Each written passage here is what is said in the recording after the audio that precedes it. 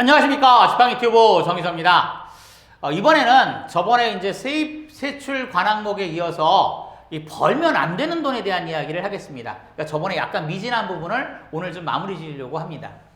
자, 이 유명한 이제 음식점을 가보면요, 이 음식점이 대부분 이제 지금 굉장히 유명하다 그러는 건 대부분 냉면 뭐 이렇게 한 품목만, 또 이제 무슨 뭐 이 갈비 하나만, 또 쭈꾸미 하나만, 이렇게 해서 어때요? 어떤 한 품목만 하는 게 굉장히 유명한 데가 많더라고요. 분식점인데 굉장히 유명해. 이런 데는 제가 많이 못 본 것 같아요. 없지 않나요? 예. 분식점은 굉장히 품목이 많긴 한데 이 품목 많은 데가 유명한 데가 있나요? 예, 저는 잘 모르겠어요. 아무튼 못 본 것 같고, 제가 유명하다고 하는 데는 대부분 가보면 이 냉면, 갈비, 쭈꾸미 이렇게 한 품목만 하더라고요.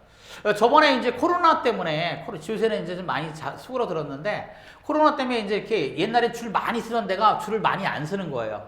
저는 이제 줄 서는 걸 굉장히 싫어해서 유명한 데를 잘 안 갔었는데, 코로나 때문에 이제 줄이 줄어들어서 줄 안 서고 한번 가본 적이 있어요. 냉면을 좋아해서.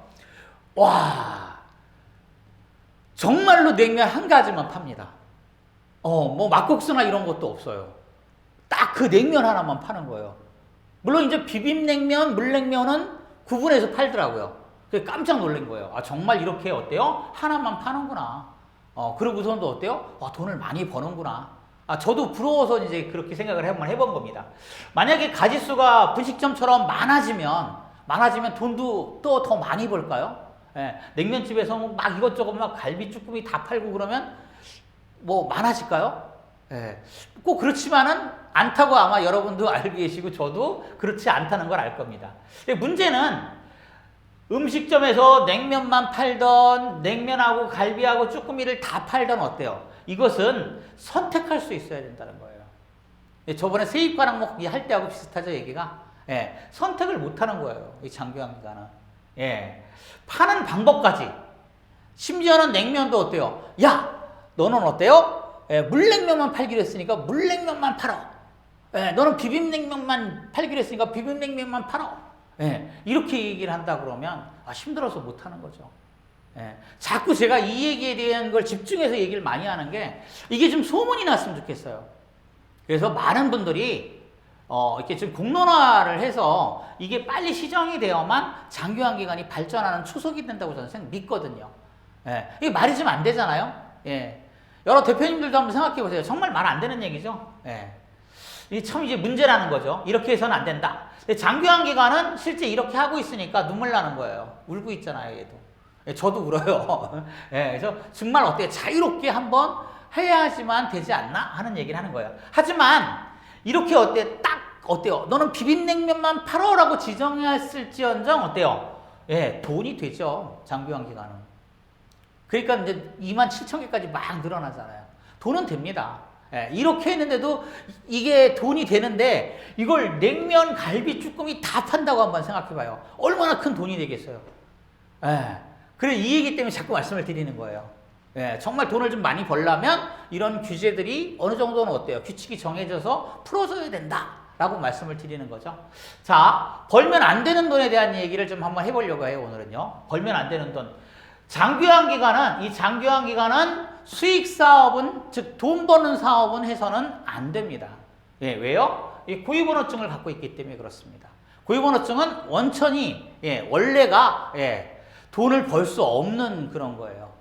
예, 그래서 이 점을 말씀을 드리려고 하는 거고, 또 하나 이제 규정 미비로다가 벌면 안 되는 돈이 기관에 유입되는 경우가 있습니다. 예, 부득이하게 유입되는 경우도 있고 해서 이런 점들. 또 기관은 나와 별개 이런 어떤 의식을 가져야 되는데 대표님들이 이런 게 약간 좀 약하세요. 그래서 그런 돈들이 들어오는 경우, 요 세 가지 기준을 한번 예를 들어서 설명을 좀 드리려고 해요. 일단 수익 사업 있죠? 예, 돈을 이제 버는 사업. 돈 되니까 막 예를 들어서 뭐 빵 가게도 수익 사업이고 커피 가게도 수익 사업이고 과일 가게도 수익 사업이잖아요. 돈을 벌려고 하는 거니까. 이런 수익 사업은 어때요? 하면 안 돼요. 왜? 고유번호증을 갖고 있기 때문에. 고유번호증은요, 여기 써 있어요. 이 고유번호증에. 뭐라고? 수익 사업을 하려면 별도의 사업자 등록증을 내세요 라고 되어 있습니다. 그러니까 하면 안 되는 거죠. 예. 그러면 사업자 등록증을 내서 장기화 기간을 하면 되느냐? 되긴 되겠죠. 예. 근데 어때요? 구분하기가 더 난해해요. 현실적으로는 이익이 없어요. 그래서 고유번호증을 저희가 내라고 안내를 드리는 거예요. 현재도 사업자 등록증을 가지고 하시는 분, 고유번호증을 가지고 하시는 분, 이렇게 두 분이 계세요. 근데 사실상 사업자 등록증을 가지고 하시는 분이 약간 더 손해를 보고 계시는 거예요. 그래서 고유번호증으로 바꾸라고 하시는 거예요. 예, 현재는 고유번호증이 굉장히, 장기화 기간이 돈이 된다고 그랬죠? 왜 돈이 될까요? 세금 안 내니까. 자, 그 다음에 이제 규정 미비, 법과 현실이 차이가 나요. 법과 현실이 차이가 나서 이거에 대해서 이제 간극이 벌어지는 거죠. 그래서 또는 이제 규정에 없는 수익, 이런 것들이 들어오게 되면 회계 처리는 하긴 해야겠고, 좀 난해한 경우가 있고, 나중에 문제가 생길 소지가 다분히 많습니다. 그래서 이런 부분들을 좀 이야기해 보려고 하는 거예요. 그래도, 돈은 된다고 했죠? 돈은 된다고 하고, 근데 이유가 뭐냐? 아까 잠깐 말씀드렸지만, 비과세, 즉 세금을 한 푼도 안 내잖아요. 이거 이상 가는 게 없어요. 저도 이제 계속 골치 아픈 게 꼬박 1,000만 원 벌면 100만 원은 무조건 하고 어때요? 부가세로 내야 되잖아. 부가가치세 납부. 그 다음에 어때요? 나머지 900만 원도 어때요? 이래저래 월급 주고 경비제하고 모제하고 하다 보면 또 어떻게 돼요? 나중에 또 법인세니 종합소득신고세니 해서 어때요? 다 뺏어가잖아요. 세금으로. 정말 진짜 세금 때문에 못하겠어 소리 많이 나오는데 여기 장기화 기간은 어때요? 세금 한 푼 안 내거든요. 굉장히 큰 이득입니다. 그래서 돈이 되는 거예요. 요 점을 좀 말씀을 드리는 거죠. 자, 이 수익 사업에 대해서 한번 찝어보자고요. 하면 안 되는 사업이라고 했잖아요. 즉 고유번호증을 가지고는 해서는 안 되는 사업들이 굉장히 많습니다. 영리사업은 모두 해서는 안 돼요. 어떤 영리사업도 사업자 등록증을 별도로 내고 하셔야만 합니다. 사업자 등록증을 가지고 장기화 기간을 같이 하는 경우는 오히려 더 손해가 많습니다. 나중에 한번 설명드릴 기회가 있겠지만, 자, 의료기 판매하려고 하시는 분들 많죠. 이거 안 돼요. 이거는 영리사업입니다. 또 간병사업, 이 간병사업 굉장히 어때요? 핫하죠. 저도 이거 탐이 나요.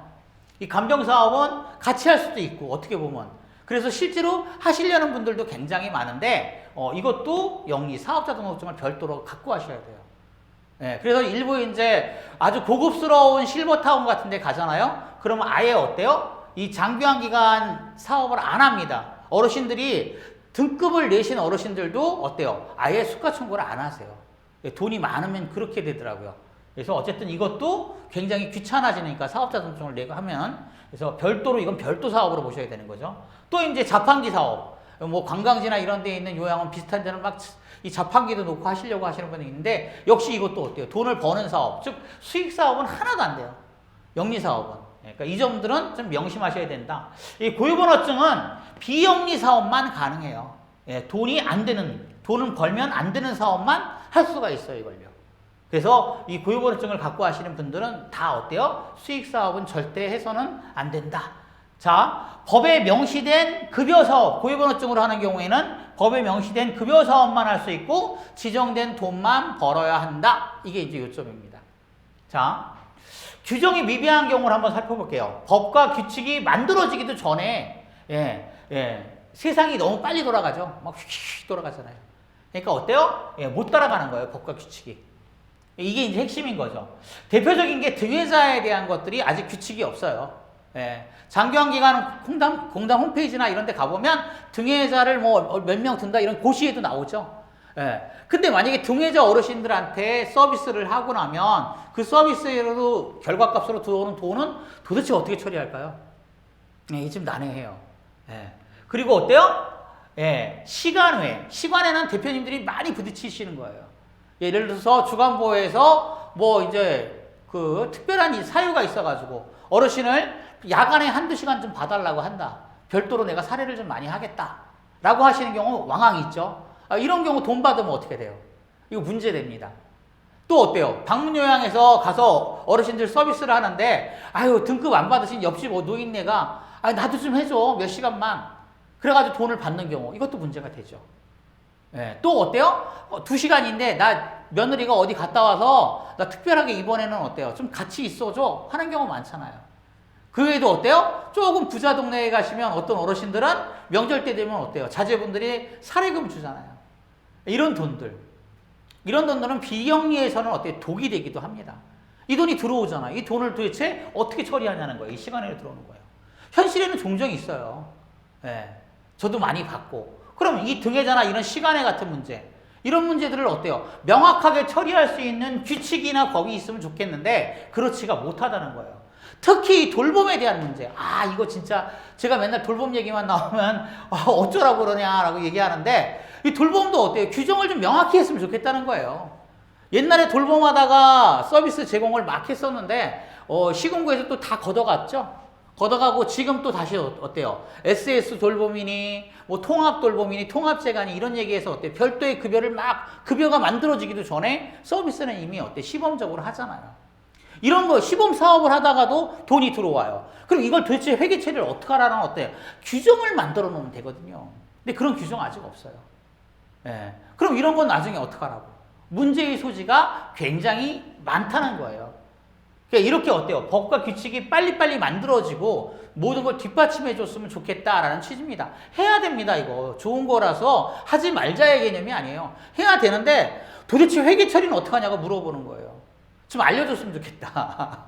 이런 점들인 거죠. 누가? 법과 규칙이 좀 알려줬으면 좋겠다. 그래야 법과 규칙에 맞게 할 거 아니에요.